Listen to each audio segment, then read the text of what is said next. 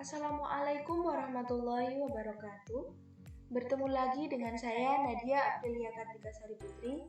Pada kesempatan kali ini, saya akan membahas sedikit mengenai artikel ilmiah.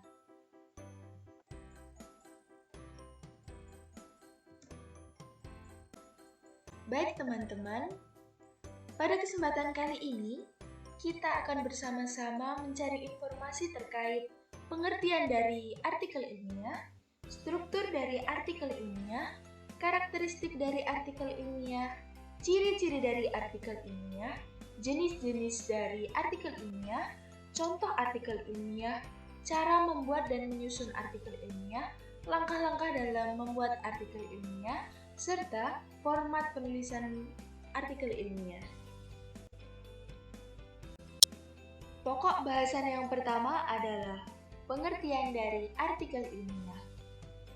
Menurut pendapat Dewey, beliau menyatakan bahwa artikel ilmiah atau karya tulis ilmiah adalah suatu kegiatan menyusun laporan sesuai dengan hasil observasi atau karya yang menggambarkan hasil penelitian, pemikiran, atau pendapat baik berupa gagasan ataupun ide yang masih dapat dipegang keabsahan atau keasliannya. Sedangkan menurut Nurul, artikel adalah karangan berisi fakta dan opini yang dibuat untuk dipublikasikan di media cetak ataupun media sosial. Artikel sendiri bertujuan untuk menyampaikan gagasan yang dilengkapi data dan fakta serta disajikan dalam bentuk tulisan.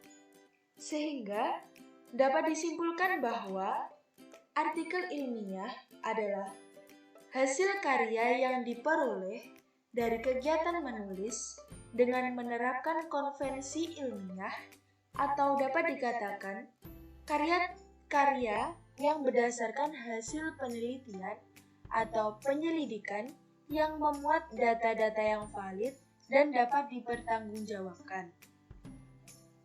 Penulisan karya ilmiah menggunakan logika berpikir dan gaya bahasa yang sistematis agar terdapat hubungan, kohesi dan koherensi sehingga dapat mudah dipahami oleh pembaca. Pokok bahasan yang kedua adalah struktur dari artikel ilmiah. Struktur dari artikel ilmiah merupakan hasil penelitian yang terdiri atas 10 bagian utama yaitu judul, baris kepemilikan, abstrak, kata kunci, pendahuluan, metode, hasil, pembahasan, simpulan, dan daftar pustaka.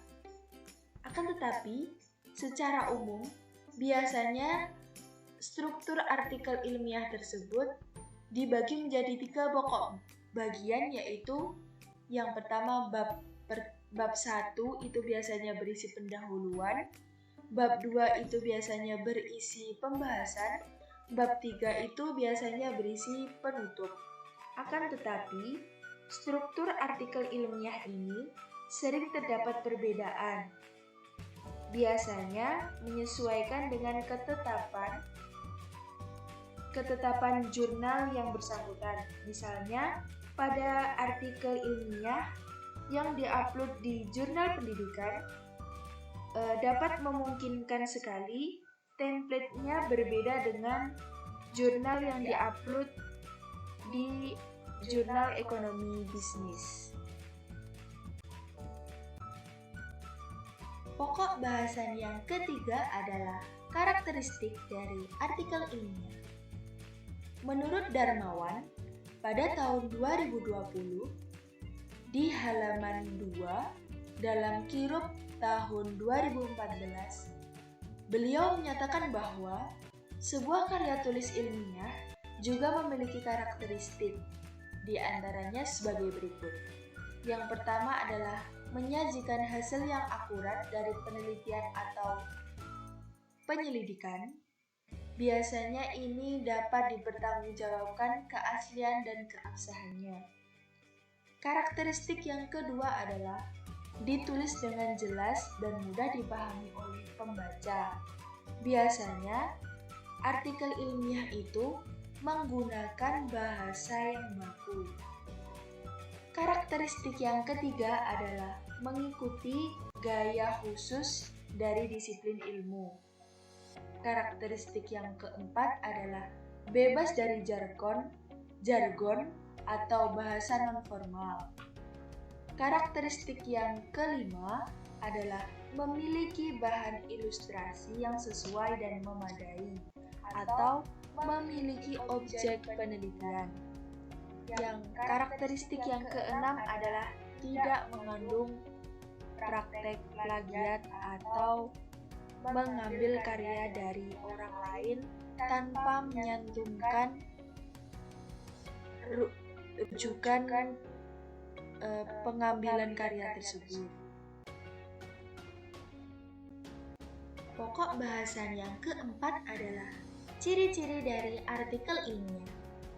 Ciri-ciri dari artikel ilmiah yang pertama adalah ringkas, padat, jelas, dan tuntas. Ciri yang kedua adalah isi dapat mengandung fakta atau opini didasarkan pada teori dan data yang valid. Ciri yang ketiga adalah berdasarkan hasil penelitian dan penyelidikan. Ciri yang keempat adalah bersifat informatif dan faktual. Ciri yang kelima adalah menggunakan bahasa yang baku, bahasa yang lugas, denotatif, dan efektif. Ciri yang keenam adalah metode penulisan artikel dibuat secara sistematis sehingga memberikan kemudahan kepada pembaca untuk mengerti isi dalam artikel ilmiah tersebut. Pada pokok bahasan yang kelima adalah langkah-langkah dalam penyusunan artikel ilmiah. Tahap yang pertama adalah tahap perencanaan dan persiapan. Perencanaan sendiri merupakan bagian yang sangat penting dan tidak bisa terlepas bagi seorang penulis artikel ilmiah. Mengapa demikian?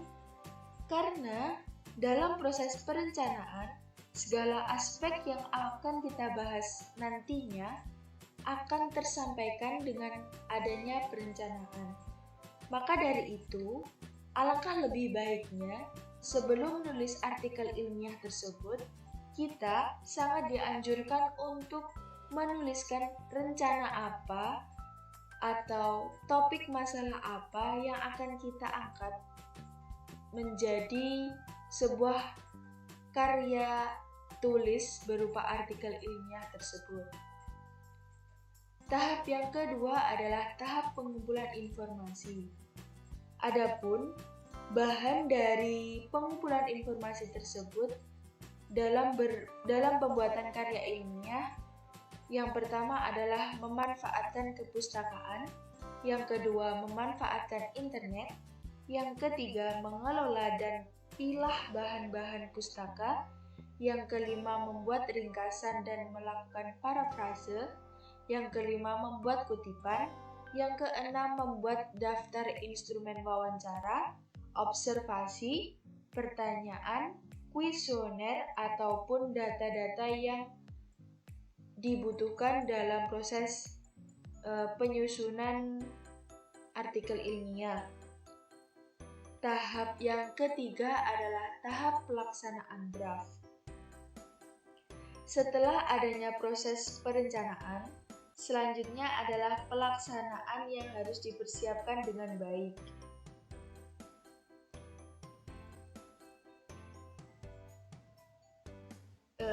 Bisa menyiapkan referensi yang cukup memadai berupa tema, buku, jurnal, ataupun data-data yang dibutuhkan untuk melengkapi keabsahan dari artikel ilmiah tersebut. Tahapan yang keempat adalah tahapan menulis draft. Tahapan menulis draft ini biasanya berisi mengekspresikan ide ke dalam bentuk tulisan kasar mengembangkan ide kreatif yang masih bersifat tentatif. Yang ketiga, konsentrasi pada ekspresi atau gagasan, bukan pada aspek mekanik. Nah, pada tahapan yang kelima adalah tahapan revisi. Tahapan revisi ini biasanya digunakan untuk memperbaiki ide, membaca ulang keseluruhan draft, sharing dengan berbagai pengalaman dengan teman untuk menemukan kekurangan maupun kelebihan dari artikel ilmiah yang kita susun. Pada tahapan yang keenam adalah tahapan penyuntingan. Tahapan penyuntingan ini biasanya digunakan untuk memperbaiki dan mengevaluasi, memperbaiki kekurangan dan mengevaluasi kekurangan agar karya tulis ilmiah kita dapat meminimalisir kekurangan. Tahapan yang ketujuh adalah tahapan publikasi. Tulisan yang kita buat akan berarti dengan lebih bermanfaat jika dibaca oleh orang lain. Sesuaikan tulisan dengan media publikasi yang kita tuju. Tahapan yang ke-8 atau tahapan yang terakhir adalah evaluasi. Seperti yang kita bahas sebelumnya, tahapan evaluasi ini sangat perlu karena dengan evaluasi dapat mengukur kemampuan kita untuk bisa mengerjakan maupun menyelesaikan apa yang bisa kita lakukan dengan membuat karya ilmiah yang bagus, lebih bagus, dan kemungkinan besar artikel ilmiah kita ke depan bisa sangat meminimalisir kekurangannya. Bahasan yang selanjutnya adalah jenis-jenis dari karya ilmiah. Yang pertama adalah makalah. Makalah ini merupakan karya tulis ilmiah yang dibuat mahasiswa semester 1 dan seterusnya guna memenuhi tugas mingguan ataupun tugas memenuhi mata kuliah. Biasanya, olah pikir yang digunakan adalah deduktif dan induktif. Pada bagian pola pikir deduktif, menggunakan cara berpikir umum ke khusus. Sebaliknya, pada pola pikir induktif, biasanya menggunakan pola pikir khusus ke umum, sehingga cangkupannya lebih luas. Pada jenis karya ilmiah yang kedua adalah kertas kerja. Jenis karya ilmiah kertas kerja biasanya ditulis sesuai dengan data lapangan yang bersifat empiris dan objektif. Hal ini berlaku pada kajian ilmiah bidang manajemen akuntansi atau teori akuntansi. Karya ilmiah ini berupa kertas kerja yang memuat sebuah alat bantu dalam memudahkan susunan laporan keuangan. Kertas kerja dijadikan penutup buku besar sebuah perusahaan, sehingga kertas kerja ini merupakan media penyusunan laporan penelitian secara kompleks, yang biasanya disajikan pada saat seminar dan lokakarya berlangsung. Jenis karya ilmiah yang ketiga adalah skripsi. Jenis karya ilmiah ini biasanya ditulis oleh mahasiswa tingkat strata 1 yang merupakan tugas wajib manakala ingin menyelesaikan kuliah atau sebagai syarat lulus kuliah, karena setiap institut pasti memberikan syarat untuk menuliskan skripsi tersebut. Jenis-jenis karya ilmiah yang keempat adalah tesis. Syarat utama mahasiswa magister strata 2 untuk mendapatkan gelarnya ialah harus membuat karya tulis ilmiah berupa tesis. Penelitian dalam rangka kelulusan tersebut yang lebih mendalam daripada skripsi karena tesis ini diharapkan mampu memunculkan hasil yang dapat diteliti guna mendapatkan sebuah jawaban atas masalah yang dikaji. Karya ilmiah tesis berisi masalah pengetahuan baru, bersifat empirik dan teoritik dari hasil penelitian sebelumnya. Yang dimaksud bersifat empirik ialah berasal dari pengalaman langsung ketika melakukan penelitian, sedangkan kalau teoritik ialah lebih ke pengujian yang dilakukan terhadap teori sebelumnya. Jenis-jenis karya ilmiah yang kelima adalah disertasi. Disertasi karya ilmiah untuk program doktor pada tingkat tertinggi di perguruan tinggi dan isi di dalam disertasi mengungkap suatu dalil yang dibuktikan oleh penulis didasarkan data, fakta yang valid dengan melakukan analisis terperinci. Dengan bahasa lain, karya tulis ilmiah disertasi ini merupakan karya yang memuat teori baru dengan menguji hipotesis berdasarkan teori yang sudah ada atau sebelumnya sudah pernah dipaparkan, didiskusikan di dalamnya yang memuat argumentasi serta sanggahan dari guru besar atau promotor penguji dari sebuah lembaga pendidikan tinggi. Karya disertasi memiliki karakteristik tersendiri agar dapat kita membedakan dengan tesis maupun karya ilmiah yang lain.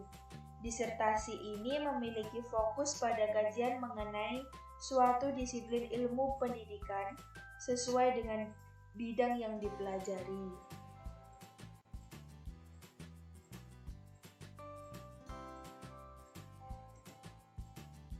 Pada pokok bahasan yang terakhir adalah mengenai format penulisan artikel ilmiah, yaitu biasanya dalam penulisan artikel ilmiah itu menggunakan kertas A4 atau Quarto dengan jenis font Times New Roman atau Verdana dengan ukuran 12 spasi 1,5, jarak tepi atau margin kiri 4, atas 4, kanan 3, dan bawah 3. Mengenai format penulisan artikel ini juga menyesuaikan dengan jurnal tujuan yang akan kita tuju untuk publikasi artikel ilmiah. Biasanya setiap jurnal publikasi memiliki ketentuan masing-masing.